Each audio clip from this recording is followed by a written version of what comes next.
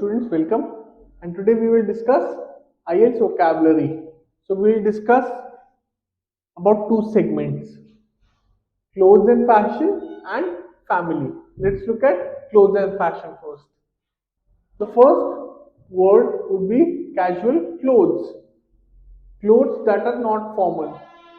There are three types of attire or clothing categories basically: casual clothes, formals, and semi formal. So, a formal type of clothing would be a suit, a tuxedo. Semi formal, you could say a jeans and a shirt. This would be categorized as a semi formal. While casual clothes would be shorts and t shirt. That would be casual clothing. Vintage wear, clothes or dresses belonging to an earlier period. Vintage means old. Okay, so vintage wear would be clothes or dresses belonging to earlier period. Okay, the third one is well dressed, to be dressed attractively. When someone is dressed very well, we call him, we say he is well dressed. Okay, the fourth one is to have a sense of style, the ability to wear stylish clothes, the ability to wear stylish clothes, cool clothes, funky. The perception for stylish clothes is different for different people. Okay, old fashioned, not in fashion anymore. It's kind of old, antiquated. Now let's move on to family.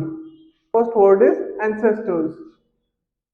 Family members from previous generation. Ancestors are family members from previous generation. Those who are not alive, okay, are called our ancestors. Blood relative. Someone you are connected to by birth rather than marriage. Someone you are connected to by birth. That is your brother, your sister. They are your blood relatives. There is a blood relation. Okay. Immediate family, close family members like parents, children, and spouse. Spouses, wife or husband. Nuclear family, a family consisting of a mother, father, and their children, not including aunts and uncles. So, nuclear family consists of parents, kids, and that composes a nuclear family.